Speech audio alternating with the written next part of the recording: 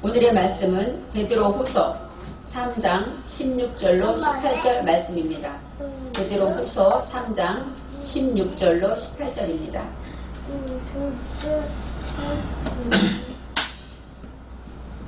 또 그 모든 편지에도 이런 일에 관하여 말하였으되 그 중에 알기 어려운 것이 더러 있으니 무식한 자들과 굳세지 못한 자들이 다른 성경과 같이 그것도 억지로 풀다가 스스로 멸망에 이르느니라. 그러므로 사랑하는 자들아, 너희가 이것을 미리 알았은즉 무법한 자들의 미혹에 이끌려 너희 굳센 데서 떨어질까 삼가라. 오직 우리 주 곧 구주 예수 그리스도의 은혜와 저를 아는 지식에서 자라가라. 영광이 이제와 영원한 날까지 저에게 있을지어다. 아멘. 오늘의 말씀의 제목은 주를 아는 지식에서 자라가라입니다. 주를 아는 지식에서 자라가라. 지난주 유튜브 아세르 방송에 한국기독교 히브리의 총회장님이 5분 설교를 하십니다. 5분 설교 하실 때 제가 많은 은혜를 받았지만 특히 무슨 말씀이냐면 이렇게 말씀하셨어요. 인생은 성공과 실패가 없다. 과정일 뿐이다. 이렇게 말씀하셨어요. 그리고 성공이라는 것은 끝이 없는 것이에요. 이것까지 성공하면 그 다음 성공을 또 보이고, 그렇기 때문에 성공과 실패로 볼 것이 아니라 과정이다. 그리고 또 성공한다는 것보다는 성장이 참 좋은 말이다. 이렇게 했어요. 성장한다는 것은 누구에게나 해당되는 말이기 때문에 참으로 좋은 것이고, 그 다음에 누구에게나 필요한 말이고, 성장이라는 것은 아름다운 표현이다. 이렇게 설명했습니다. 그래서 저도 그래, 우리가 성공하려고 힘들어할 것이 아니라 내가 하나라도 지금 성장하면 되겠다. 이렇게 생각을 했습니다. 육신의 성장은 우리가 알다시피 어린 아기가 태어나서 점점 자라서 나이가 먹고 하면서 노화가 되잖아요. 그러면 주기가 있어요. 그래프가 있습니다. 육신의 성장은 올라갔다가 내려가고 이렇게 주기가 있지만 영혼의 성장은 주기가 없습니다. 누구에게나 똑같이 성장하게 되는 것입니다. 어린아이도 그 단계에서 하나님의 말씀을 듣고 성장하고, 또 노인도 그 단계에서 성장하게 되는 것입니다. 그래서 영혼의 성장은 퇴보가 없고, 누구에게나 하나님 안에 우리가 있다면 우리는 조금씩 성장한다고 말할 수 있습니다. 오늘의 말씀의 제목도 주를 아는 지식에서 자라가라. 이 자라가라는 것이 무엇일까요? 성장하다는 뜻이겠죠. 점점 하나님의 말씀으로 성장하라. 이렇게 말씀하고 있습니다. 요즘 창세기 5장 강해를 하는데 창세기 5장에서 믿음의 선진들의 이름이 나옵니다. 그가 몇 세를 살고 죽었더라. 이렇게 표현하죠. 여기에서 살다가 원어에서는 홀 예메이라고 나와요. 이 살다라는 것은 우리가 하루아침 밥 먹고 또 아이들을 낳고 이렇게 산다는 것이 아니라 성경에서 하나님의 관점으로 볼 때는 홀 예메이, 모든 예메이는 깨달음을 말합니다. 우리가 깨닫고 살아가는 것이 진정한 삶이라고 하나님은 말씀하시고 있습니다. 그래서 몇 살까지 살고 죽었더라. 우리가 어린아이가 태어나서 살다가 죽는 것이 인생의 주기라고 말할 때, 이 산다라는 것은 하나님이 보시는 삶, 산다는 것은 하나님의 말씀을 듣고 지키고 깨달아가는 것, 그것이 진정한 삶이라고 말합니다. 이제 오늘의 말씀은 베드로 후서이기 때문에 베드로 사도가 보낸 두 번째 편지 중에 또 오늘의 16절로 18절은 마지막 절입니다. 그 때문에 베드로후서가 제일 마지막으로 하고 싶었던 말씀이라고 생각할 수가 있습니다. 베드로후서 1장 1절에 이렇게 나와 있습니다. 예수 그리스도의 종이며 사도인 시몬 베드로는 우리 하나님과 구주 예수 그리스도의 의를 힘입어 동일하게 보배로운 믿음을 우리와 함께 받은 자들에게 편지하노니. 바로 베드로는 누구에게 편지를 했다고 말합니까? 보배로운 믿음을 우리와 함께 받은 자들, 바로 하나님의 보배로운 믿음을 지니고 있는 저와 여러분에게 주신 편지라고 말하고 있습니다. 그래서 베드로 사도를 통해 우리의 믿음의 형제들에게 주셨다. 이렇게 말할 때 이 말씀은 우리에게 주셨구나 하고 들으셔야 합니다. 이제 16절에 제일 먼저 이렇게 나와 있습니다. 또 모든 편지에도 이런 일에 관하여 말하였으되, 뜬금없이 모든 편지에도 이런 일에 관하여 말하였다. 이렇게 나와 있어요. 이 모든 편지라는 것은 서신을 말하겠죠. 사도 바울의 서신도 있고 베드로, 야고보, 고린도 모든 성경에 나와 있는 그 성경 말씀 중에 편지를 말하고 있습니다. 모든 편지에도 이런 일에 관하여 이런 일, 이것이 무엇이냐면 3장 10절에 나와 있습니다. 그 전에 나와 있는데 주의 날이 도적같이 오리니 하고 예수님이 말씀하신 그 주의 날에 대한 것을 말하고 있습니다. 주의 날, 그러면 우리는 예수님이 말씀하신 하나님의 날, 예수님이 다시 오시는 날, 또 재림의 날, 또 말세, 이렇게도 말하죠. 그래서 우리가 생각할 때 3장 10절에 주의 날이 이렇게 말할 때 주의 날을 원어에서는 뭐라고 풀려면 아하리트 하고 나옵니다. 아하르라는 것은 늦은 날, 후의 날, 이런 뜻이에요. 끝이 나는 것이 아니라 더 늦은 날, 더 후의 날, 그리고 또 배워서 불 붙여가는 날, 이렇게 설명할 수가 있습니다. 그래서 주의 날이라는 것은 주님이 이 땅에 재림하시는 날이라고 할 수 있지만 지금 저와 여러분에게는 주님의 말씀이 내게 오는 날, 이것이 바로 주의 날이 될 수 있죠. 그런데 베드로 사도는 여기에서 말할 때 말세라고 말하고 예수님이 재림에 대해서 많은 사람들이 얘기를 했다, 이렇게 말하고 있어요. 15절에는 사도 바울의 이름까지 들어있습니다. 바울의 서신에도 이렇게 있다. 그런 걸 보면 바울의 서신을 베드로 사도가 알고 있는 것 같습니다. 이제 사도 바울을 포함한 모든 서신서에 주의 날에 대해서 기록되어 있다, 이렇게 설명할 수 있어요. 어떤 내용이냐면 디모데후서 3장 1절부터 5절에는 뭐라고 나왔냐면 바울이 말씀하시기를 말세에 고통하는 때가 이르리니, 말세는 무슨 때냐? 고통하는 때다. 그리고 경건의 모양은 있으나 경건의 능력은 부인하는 자다. 이것이 말세의 징조로 나와 있습니다. 또 데살로니가전서 5장 2절부터 3절에는 주의 날이 밤에 도적과 같이 이르리니 너희가 평안하다 평안하다 그때에 임하신다, 이렇게 말했어요. 그러니까 주의 날에 대해서 이 사람도 말하고 저 사람도 말하고 많은 이야기를 했는데 이제 그것에 대해서 베드로 사도가 말하고 있습니다. 그 중에 알기 어려운 것이 덜어 있으니, 참 표현이 그렇죠. 알기 어려운 것이 덜어 있으니, 덜어라는 건 좀 사투리 같지 않아요? 덜어 있으니. 그래서 제가 언어를 찾아보니까 성경에는 이 단어가 나오지 않습니다. 물론 알기 어려운 것이 말세에 대해서 너희들이 이해하기 어려운 것이 조금 있을 것이야, 이렇게 설명하는 내용이겠죠. 그렇지만 여러분, 하나님의 말씀은 우리가 이해돼서 듣는 게 아니지 않습니까? 하나님의 말씀은 믿음으로 들을 때 성령이 역사하시고 믿음으로 그 말씀을 받고 들어야 하는데 알기 어려운 것이 덜어있다.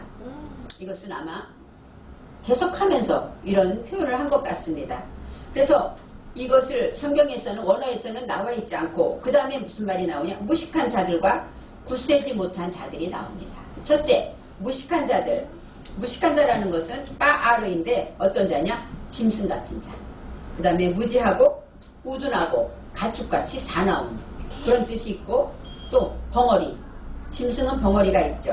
그 다음에 혈기를 부리고 주먹다짐하는 그런 사람들을 무식한 자라고 말해요. 우리도 요즘 그렇게 말하죠. 무식하다.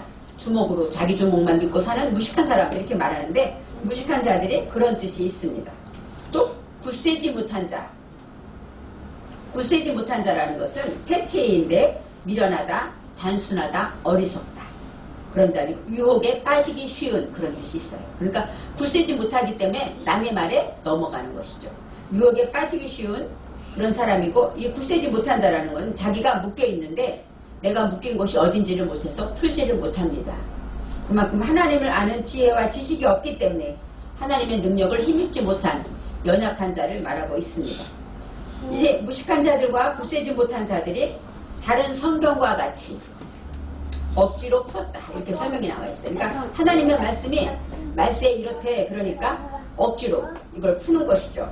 그렇게 풀다가 스스로 멸망에 이르느니라, 이렇게 나와 있습니다. 스스로 멸망에 이르다. 하나님의 말씀으로 인하여서 우리가 억지로 풀어요. 말세. 우리 옛날에, 저도 예전에 목사님한테 들었는데 요한계시록에 10불 달린 적그리스도가 나오잖아요. 그러니까 그 어느 목사님이 그랬어요. 지금 나오는 이 씨다. 이 씨가 몇 가격밖에 안 되는데 나중에 10개가 될 거다. 그러면서 얘기할 때 그때는 그게 맞는 것 같아서 성경을 그렇게 억지로 풀어온 거죠. 지금 이 씨가 10개국이 아니지 않습니까? 근데 그 당시는 그렇게 그 말씀이 성경에 맞춰보니까 이렇게 억지로 푸는 것이 많습니다. 말세는 우리가 잘 아는 담의 선교도 억지로 푸는 것이죠. 이런 징조에 따라서 이렇게 언제 온다. 이렇게 억지로 푸는 것이 많은데 결국은 어떻게 됩니까? 스스로 멸망에 이르느니라. 이 멸망이라는 것은 바로 아바드입니다. 헤매다, 길을 잃다, 방황하다, 실패하다 이런 뜻이에요. 그러니까 내 영혼이 방황하게 되는 것이죠. 그래서 스스로 그것은 네페시, 나 자신이 나 스스로도 있고 내 정신이 내 영혼이 방황하게 된다. 이렇게 억지로 이 말씀을 풀지 말라 하고 베드로 사도가 말씀하고 있습니다. 이제는 16절에 대해서 이제는 주의 날에 대해서 이렇게 억지로 사사로이 풀지 말고 17절에 이렇게 나옵니다. 그러므로 사랑하는 자들아 하고 나옵니다. 그러므로 사랑하는 자들아, 바로 너희들 2인칭을 말하고 있는데 그러므로 사랑하는 자들아, 바로 베드로가 이 말씀을 듣고 이 편지를 받는 사랑하는 자들에게 말씀하고 있습니다. 너희가 이것을 알았은즉 억지로 풀다가 멸망하는 일이 있다. 이것을 너희가 알았기 때문에 이제는 불법한 무법한 자들의 미혹에 이끌려, 이건 무법하다는 것이 무엇일까요? 법이 없는 자, 즉 하나님의 말씀이 없는 자, 또 하나님의 법은 사랑이기 때문에 사랑이 없는 자라고도 할 수 있습니다. 무법하다라는 것은 미혹에 이끌려서 넘어지고 이렇게 나오는데 여기서 벨리알하고 나와요. 무법하다는 게 벨리알이라는 것은 이익 없고 쓸모없고 불경건하고 사악하다 이런 뜻이 있는데 이 벨리알이라는 구약에서도 사단의 뱀의 이름으로 벨리알이라고 나오기도 합니다. 그래서 이런 무법한 그런 미혹에 끌리지 마라. 그리고 너희의 굳센 데서 떨어질까 삼가라. 바로 너희의 굳센 데, 이 굳센다라는 것은 아자즈입니다. 아자즈는 단단하다, 굳세다, 우세하다, 튼튼하다 그런 뜻입니다. 바로 하나님의 말씀으로 믿음에 굳게 서 있는 데서 떨어지지 않도록 조심해라 이렇게 나와 있어요. 굳센 데서 이 굳세다 이것은 오주의 마법사 그 나오죠. 이 오주라는 것이 굳세다, 힘이 있는, 능력 있는 이런 뜻이 있습니다. 바로 굳센 데서 우리 믿음이 굳게 서 있는 데서 떨어질까 조심해라 이렇게 나오고 있어요. 근데 무엇을 조심해야 하느냐? 원어에서는 네페시, 너의 영혼을 조심하라는 거. 너의 정신이 떨어질까 조심하라는 거예요. 육신이 떨어지는 것이 아니라 내 믿음이 떨어질까 조심하라고 말하고 있습니다. 이제는 하나님의 말씀을 사사로이 풀지 말고 이제 어떻게 하라는 것일까요? 항상 깨어서 무법한 자들, 불경건하고 사악한 그런 사람들의 유혹에 넘어가지 말고 항상 내 믿음을 지켜라. 떨어지지 않도록 항상 붙잡고 항상 그 말씀을 지켜라. 이렇게 말씀하고 있습니다. 이제는 하나님의 주신 그 믿음에서 떨어질까? 내 영혼을 지켜라. 이 지키다 삼가다가 사마르, 샤마르입니다. 샤마르는 어떤 뜻이냐면 조심하다, 지키다, 보존하다 그런 뜻이에요. 그렇기 때문에 항상 조심해라. 내 영혼을, 내 믿음을 항상 떨어지지 않도록 조심해라. 저와 여러분은 어떤 내 눈이 보는 것을 조심해. 옛날에 이런 노래가 있었어요. 내 귀가 듣는 것을 조심해. 그것이 무엇이냐? 내 눈이 헛되고 잘못된 것을 보게 되면 내 믿음이 떨어지지 않을까 조심해야 합니다. 내 귀가 쓸데없는 세상의 이야기나 남 비방하는 얘기를 많이 듣게 되면 내 믿음이 떨어지지 않을까 조심해야 합니다. 그래서 우리는 믿는 사람들은 항상 얼음판을 걷는 것처럼 내 믿음을 지키기 위해서 누구와 말을 할 때나 어떤 일이 있을 때마다 하나님이 나를 보고 계시지 라는 마음으로 항상 조심하고 삼가야 한다고 합니다. 이제 18절에서 이렇게 조심하기 위해서는 어떻게 해야 되느냐 하고 방법을 말씀하고 있습니다. 18절에 우리 구주 즉 우리 주 곧 구주 예수 그리스도를 아는 은혜와 지식에서 자라가라 이렇게 말씀하시죠. 바로 우리 주는 누굽니까? 나의 주인이라는 뜻이에요. 내 인생의 주인, 나를 만드시고 나를 천국으로 인도하신 주인, 그것이 바로 아도나의 주인을 말하고 우리 구주는 누굽니까? 나를 구원하신 분, 나의 문제를 해결하시는 분, 그분이 바로 우리 주인이 구주가 되는 것입니다. 그래서 우리 주, 베드로는 구체적으로 말합니다. 우리 주, 나의 주인이 되며 곧 우리 구주, 나의 영혼을 천국으로 인도하시고 나의 모든 문제마다 풀어주시고 해결하시고 구원하실 분, 그분 예수 그리스도라고 말합니다. 이것이 아마 베드로의 신앙 고백인 것 같습니다. 주는 그리스도시요 살아계신 하나님의 아들이시니다 고백하던 베드로의 고백이 이제는 우리 주 곧 구주 예수 그리스도라고 표현하고 있습니다. 이제는 그런 하나님을 아는 은혜와 지식에서 자라가라고 하면서 어디에서 자랍니까? 은혜는 뭐예요? 헤세드죠. 항상 하나님의 말씀으로 인하여 깨닫고 또 책망도 받고 그렇지만 하나님 사랑 안에 항상 거하는 그 은혜와 지식은 뭐예요? 지식, 하나님을 아는 지식입니다. 하나님의 말씀을 하나라도 들으면 알게 되죠. 제가 그 치매 아내를 13년이나 보살핀 그 어른에 나왔는데 그분이 70세밖에 안 됐어요. 그러면 그 57세의 아내가 치매에 걸린 거예요. 그럼 13년을 보살폈는데 제가 그것을 보면서 57세까지 몰랐던 아내에 대해서 13년이라는 기간을 통해서 얼마나 자세히 알게 되었을까 이런 생각을 했어요. 아내가 눈만 이렇게 찌푸려도 무엇을 원하는지 알고 또 다른 사람을 만났을 때 두려워하는 것을 알고 그런 것을 보면서 하나님을 알아간다는 것도 이렇게 고통 속에 어려움 속에 있을수록 더 깊이 알게 되는구나 이런 생각을 했는데 바로 우리가 하나님의 말씀 안에서 자라가라. 자라간다는 건 성장한다는 뜻인데 원어에서 뭐라고 나오느냐? 라바로 납니다. 우레부 했는데 이 라바라는 것은 증가하다, 충분하다, 능가하다, 많아지다. 즉 성장과 번영을 가리키고 있습니다. 바로 점점 자라간다는 얘기는 키가 자라듯이 자라는 것이 아니라 은혜와 지식이 점점 많아져야 한다. 이런 뜻이 자라가라는 뜻이 있습니다. 그래서 하나님을 아는 지식이 날마다 많아지고 증가해야 된다고 말하고 있습니다.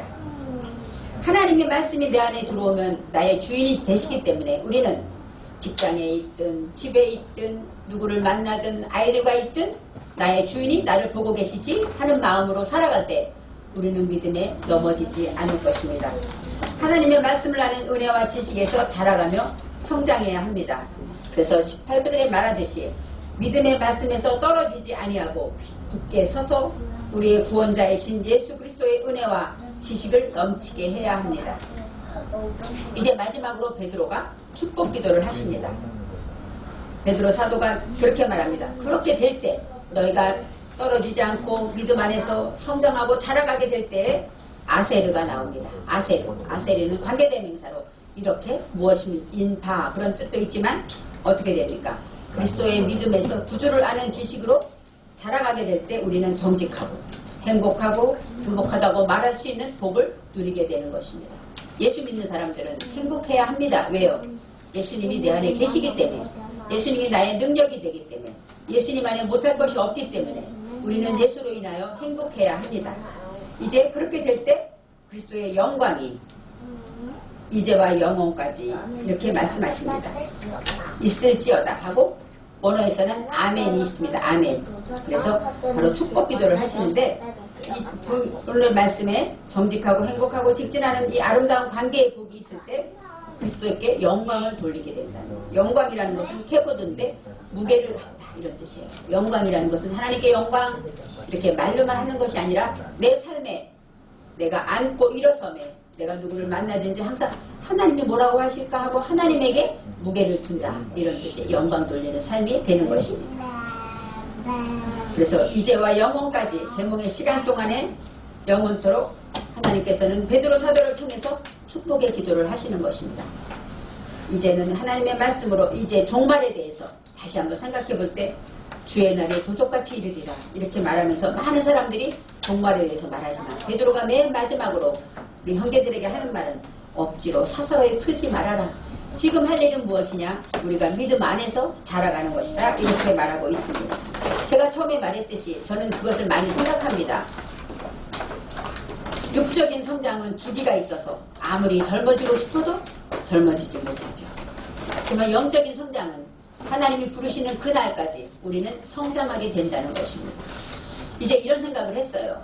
이 시간에 예배를 못 드리고 병원에 있어서 또 병상에 있어서 마음껏 예배를 못 드리시는 그런 권사님이 계십니다. 교회를 오고 싶어도 오지 못하는 분들이 있어요. 하지만 그분은 예배를 못 드린다고 믿음이 성장하지 않는 것이 아닙니다. 지금이라도 이 말씀을 들으면서 아 그렇구나, 하나님 말씀을 하나님을 잘 알아야 되겠구나 하고 하나라도 깨달았다면 그것이 바로 성장하는 것입니다. 그래서 제가 생각할 때 보청기를 끼고 하나님의 말씀을 듣는 사람이나 또 보이지 않아서 뿌옇게 보이지만 말씀을 사모하는 사람이나 아니면 어린아이 같이 잘 모르는 단어지만 하나라도 기억나는 단어가 있다면 그것은 하나님께서 저와 여러분을 성장시키는 것입니다. 그래서 항상 소망이 있는 것은 우리는 어때요? 겉사람은 날로 후퇴하지만 속사람은 날로 새롭다 하신 것처럼 우리는 나이를 들면 점점 나이를 들고 늙어가고 우리가 할 수 있는 일은 줄어들 수 있습니다. 하지만 우리의 속사람은 날마다 성장하고 하나님의 말씀으로 그리스도를 아는 지식으로 자라가기 때문에 우리는 날마다 성장할 수가 있는 것입니다. 그렇게 될 때 우리는 겉사람은 후퇴하지만 속사람은 날마다 새로워지는 축복을 누리게 됩니다. 그래서 육신으로는 하지 못한 일들이 영혼으로 기도함으로 모든 것을 누리고 풍성한 삶을 살게 되어 있습니다. 이제는 우리가 주 안에서 성장한다는 것을 생각하면서 우리 믿음의 모든 형제들이 예수 그리스도의 은혜와 구주를 아는 지식에서 자라가기를 바랍니다. 그래서 진정으로 행복하고 날마다 예수로 인하여 즐겁고 예수의 이름만 불러도 행복한 그러한 삶은 우리가 날마다 예수 안에서 성장하고 있다는 뜻입니다. 기도하겠습니다. 사랑의 하나님 감사합니다. 베드로 사도가 맨 마지막 편지에 안타까워서 쓴 글은 너희들이 말세에 대해서 사사로이 풀지 말고 이제는 내 믿음이 떨어지지 않도록 조심해라. 또 가장 중요한 것은 어디에 있든지 그리스도를 아는 지식에서 은혜에서 성장하고 자라가기를 원한다 하는 축복의 말씀을 주셨습니다. 하나님 우리도 하루하루를 살아갈 때 깨닫는 것이 진정한 삶인 것처럼 순간순간마다 그리스도를 닮아가고 그리스도를 알아가는 그 믿음의 삶으로 날마다 축복하여 주옵소서. 감사드리며 예수님의 이름으로 기도하였습니다. 아멘.